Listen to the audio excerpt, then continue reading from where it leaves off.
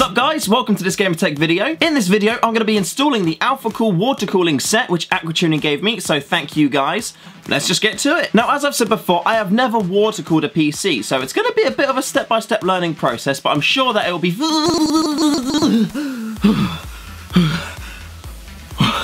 What the... What's this then? This is you. Well, me... future you. I am me, and you are you. Just get to the point. I am you from the future. Okay, and why are you writing this letter to me? Why are you talking to this letter like we're having a conversation? Well, why have you written it like a conversation? I'm from the future? I knew this would happen. Anyway, I have written down specific instructions for you to follow when water cooling your rig. I did it wrong before and fried everything, along with creating a rift in time in which I can send you a letter about how to do things properly. But that isn't important right now. What is important is making sure you have everything you need. So go get the box and lay everything out on a table. Okay then, sounds like a plan. I'm gonna go sort this stuff out and become a biological ninja. Let's do this! Like I said before you did another intro, you need to get everything together and make sure you're not missing anything. Unbox it all and lay it out, making sure you have all the little packets of screws and extras too. Done and done. There's two main ways you can do this. First is to fit everything to measure the tubes, cut them, then build the loop outside of the computer and run a leak test, or you can be a man and build it all straight into the PC. I think I'll be a man. I thought I'd be a man. It didn't work out too well. But as long as you take your time with it, I'm sure you'll be okay. Top tip when installing water cooling, be a man, but take your time. Right, by now you should have everything laid out. Let's go through the components. Reservoir, check. Pump, check. Radiator, check. Fans, check. CPU block, check. Connectors, check. Fluid, check. Tubing, check. Power supply connector, check. Right, you got everything there? Yep. Good. Let's get to installing. Do you have your computer with you? Don't worry, I forgot that too, but we will need it. You think? I'll bring it down for you. Just look away or we'll cause a paradox. Okie doke. Good. Let's start with some preparation. Grab a screwdriver and remove the current CPU cooler and fans. Also, you'll want to disconnect the CPU power, 24-pin motherboard power, and remove the two front 5.25-inch bay covers so you can fit the reservoir. Next, we want to get the pump attached to the reservoir, as this will make things easier later on. To do this, just remove the cover, pop the pump in and screw the cover on securely. Once that is on, grab two connectors and screw them into the holes. Only finger tighten them, along with all the other connectors we'll be using. The threads are sensitive. After this, you can screw it into the PC, or slide it in if you have a toolless system. Okay, what's next? Next thing, let's get the radiator involved. Decide how you're going to mount it into the case. Make sure there's enough room for the pipes to bend freely. We don't want any kinks here. Once that's organised, make sure to use the plugs in the pack to cover the holes you're not using. This is one of the things I forgot to do. One of the things? How many were there? Now use two of the connectors and screw them into the holes which remain open. Grab some fans and mount them. Push or pull config, take your pick. It doesn't make much difference really. Now you're ready to screw it to the case. Make sure the screws are the correct length with the fans you are using.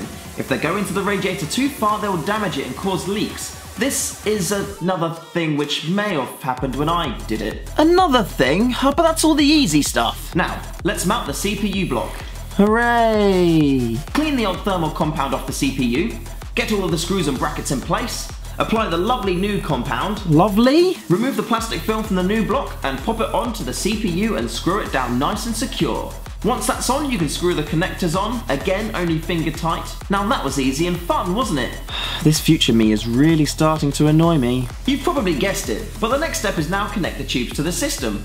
Like I said before, again, only finger tighten the fittings. You'll probably need to play around with the tubes again to make sure they fit snugly, and make sure there is no kinks.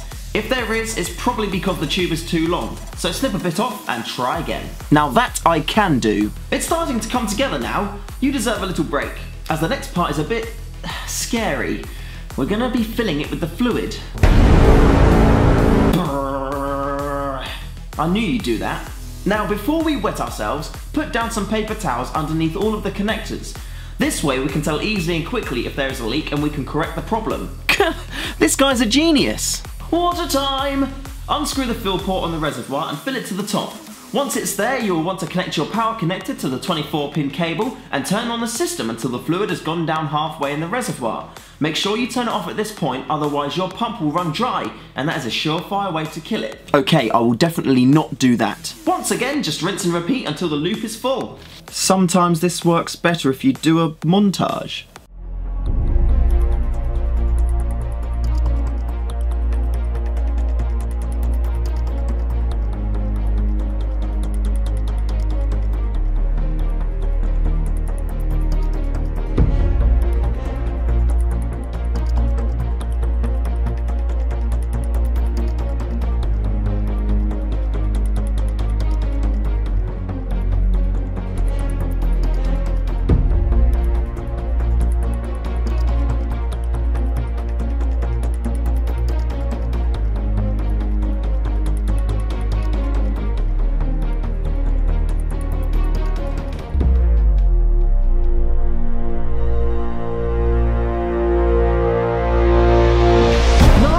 Not that type of montage. Be a man.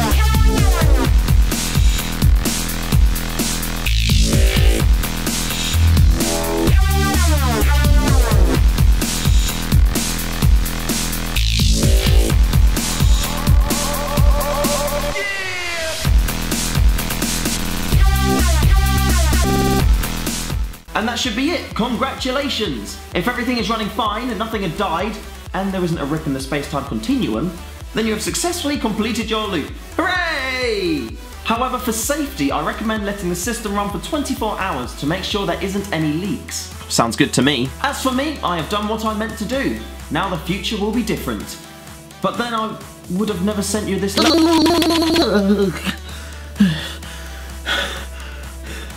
Thanks for watching, guys. I hope you found this video interesting and entertaining and you've learned something or two things maybe. Please do like, rate, comment, subscribe. If you know anyone who's interested in water cooling, it's not actually as hard or challenging or scary as people may think. I mean, even I managed to do it and yeah, well, you know what I'm like. And yeah, that's kind of it really. Any feedback, please do leave comments below and let me know. And yeah, I'll see you in the next one. I am going to be doing a review of the water cooling kit too, so I'll give you all of my thoughts and all of my findings when using it. The only reason why I'm not doing it in this one yet is because I want to let the system run, get all sorted out, and then I can do all temperatures and updates like that with it. So those will be coming in the next few days or so. And until then, I'll catch you later.